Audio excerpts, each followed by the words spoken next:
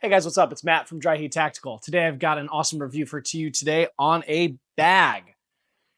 Just kidding, it's not a bag. But what's inside the bag? This inconspicuous flat dark earth flashlight covered bag. If we open its contents, we see an APC9k Pro. Now with our APC9k Pro, we have a little bit of a sound reducing device, which I can't show you putting it on, but give me 1 second and we'll have it ready. Voila. Beautiful rifle, isn't it? Sorry, my mistake. Pistol. However, it is SBR'd, which doesn't make any sense why I still have this Gearhooks tailhook. But this Gearworks tailhook is actually pretty nice, and for a pistol configuration, like this has a solid rest on my shoulder.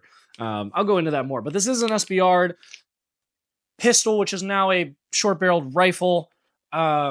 This is a short-barreled rifle. I have my tack stamp. So basically going to go over this build real quick. A couple of the decisions why I put the products on it that I did and what its purpose was, which is ultimately why we buy a gun. Well, sometimes we do it for fun, but this had a purpose behind it.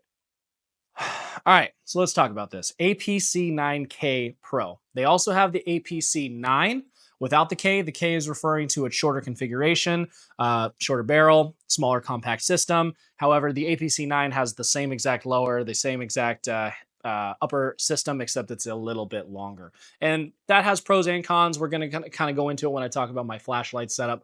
But ultimately, the purpose for this gun was to have something compact that I could put in a backpack, keep in my car, keep it by my bed, put it in a drawer, something for self-defense, personal defense, and get home, like a get-home bag. Something that I can use to get home to my actual rifles or my gear or whatever. It's a no shit gun. Also at the time, I bought this when it was right after COVID and I wanted a submachine gun-like platform. I had only had Glocks, like my Glock 17, my Glock 34, my Glock 19. They were all chambered in 9mm, and I wanted something that was going to be more of like a sub-gun setup. And when looking at B&T, it was a company that I had known to be reliable. It had known to have military contracts. A lot of my friends had the APC9, not the 9K, and I had used it. I liked the recoil impulse. I liked the system. I liked the ergonomics of it, and I liked that it had some AR controls. It shares a lot with an AR as far as the controls and the ergonomics go. Now, the differences though between this and like an AR-15 is going to be like the side charging handle, for example, the gas blowback design system. There is no buffer tube. This, though, allows for a very compact package. Now, there is a magazine release right here. So a bolt release and a bolt catch. So if I were to charge this and lift up, that locks the bolt back, and then I can push it down. And that is on both sides. So it is ambidextrous. The safety, also ambidextrous. By the way, this firearm has been cleared. I can do it once more in front of you. Checking the chamber. We are good to go. We're in a safe and enclosed environment. Check and firing in a safe direction. There you go. So, ambidextrous safety selector, very positive and tactile feedback. I don't have any issues actuating it with my hand, either my thumb on the left side or my finger on the right side. The magazine release is also going to be ambidextrous. You have one here, and then you also have one here. Speaking of the magazines, we pull this up. It takes Glock mags. That was also intentional. We wanted to have the compatibility to use the magazines we have for the handgun with this. If I'm in a situation where for whatever reason I have my Glock with me, I have my battle belt on, and I have my Glock mags, I have this, I will be able to interchangeably use my magazines. This is a OEM Glock mag, 31 rounds, 32 rounds. For YouTube, actually, this is only 29 rounds, but this mag will work in my handgun, my Glock, and this will also work in the firearm. Now, more commonly, if I had my handgun with me, I'm probably going to have my 17-round magazines with me that are going to be in my battle belt or on my plate carrier, and this will actually fit in perfect and create an even more compact package. So the interchangeability with the Glock magazines was something that I also had chosen to do. By the way, this is also a KCI magazine, which has been working phenomenally as well, and it's a near clone of the Glock mag, and they're a fraction of the price. Arms Unlimited is where I bought mine, and they have them on great sales sometimes. So, but I wanted the Glock magazine, so I went with the Glock lower. I don't know too much about the Sig lower or the B&T lower. I know aesthetically I like the B&T lower with the B&T stick mags. Those are really cool, but I wanted Glock, and Glock mags are reliable. Again, we're going back to the choices of reliability. Glock mags are reliable. My Glock is something that I would entrust my life with, and I wanted this to be the same, especially if it's going to be a self-defense or personal defense weapon. So Glock mags. Moving up here to the top, this is going to be the Silencer Co. Omega 36M. I have it in its shorter configuration because I wanted the compactness, and it's on a tri-lug mount. Now, the tri-lug mount was intentional because if I am going to pull this out or if I need it quickly, but I'm in a car or a apartment or a house or somewhere where I'm not able to readily grab hearing protection, I wanted to be able to slide this over quickly and just protect my ears because I'm most likely in an oh shit situation not going to have hearing protection.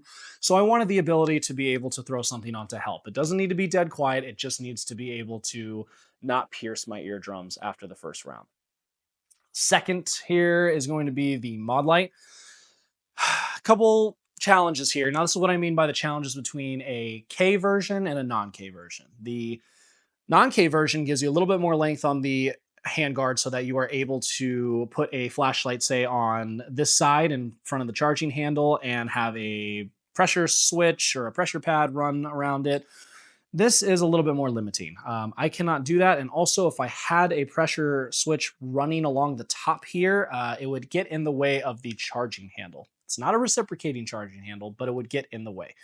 So ultimately deciding on putting it on the left side of the firearm with the Mod Light tail cap. So the button on the back, if you light press it, it's just a temporary action. And then if you depress it, you have constant on. So this is just fine when I'm maneuvering the firearm, if I need to check a corner, if I need to check something in a dark area. Ultimately, being able to positively identify a target is absolutely key. And when you think about most bad things are happening at night, you need a flashlight to be able to see what the hell is going on. So couldn't recommend a flashlight more. This Mod Light has been great. I bought the Mod Light because I hadn't had one yet and I wanted to practice with it. So far, very happy, very durable, very, very good illumination.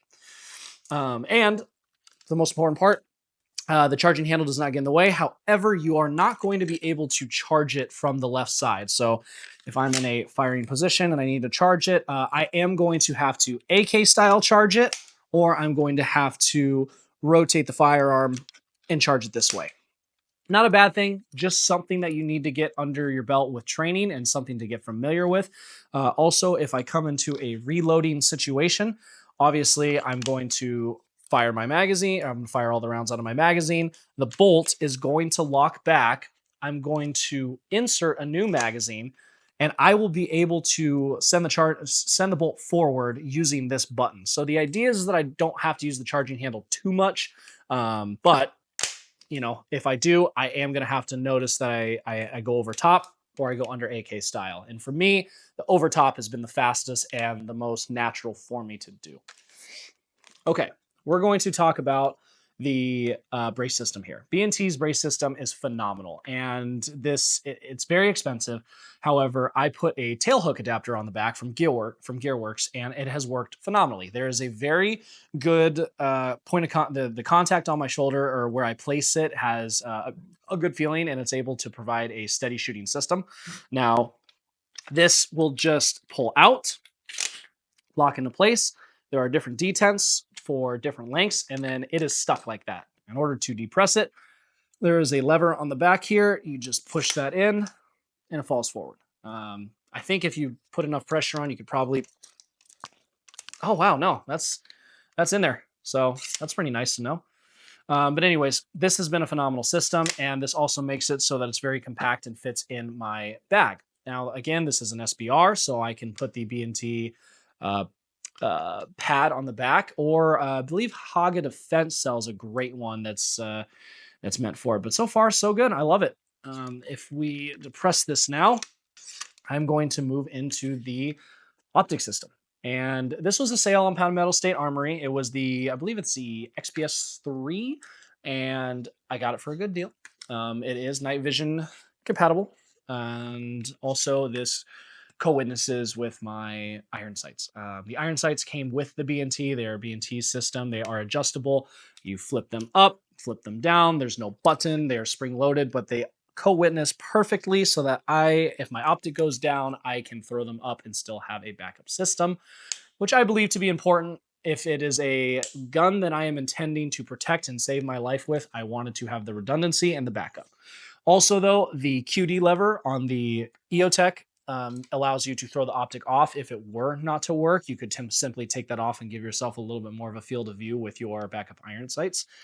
Other than that, this firearm has been phenomenal, and the build of it is 10 out of 10 in my opinion, and I can't shoot it enough. I love shooting it. The recoil impulse is flat, and the ergonomics of it is fantastic. Oh, I'm so sorry. The sling. This is going to be a Haley Strategic D3 sling. I have it in the single point configuration with, people call it the HK clips, but if you can see that, I have it in a single point configuration here just on the back, and I have that intentionally so that there's really nowhere to put a sling. I mean, this little hand stop here you could thread a sling through, but having just the ability to, sorry, forgive me. Let me try to get this.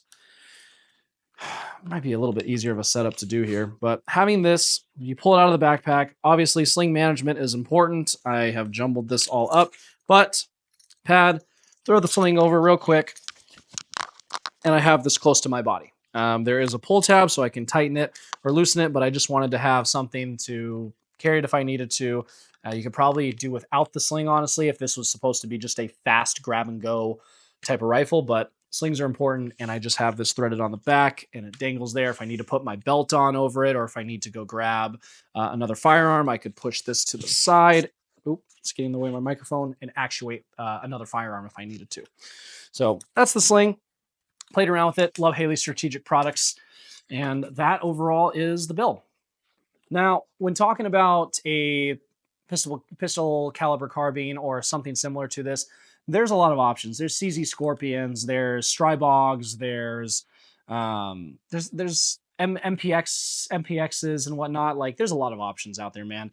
I went with B&T because that's what my friends had, and also like I got to use it and try it out, and I love the product. I will say I have used the Strybog. I owned one at one point, as well as a CZ Scorpion. And the CZ Scorpion, with its polymer design, is going to have a little bit more recoil. It was a little bit more snappy, and it felt a little cheaper. The Strybog was great. I think the Strybog, actually, as far as feel goes, was the closest thing that replicated this. And it's a very affordable budget price. This is expensive. These are ranging anywhere from $1,900 without the brace, brand new, all the way up to $3,000, depending on what configuration you get.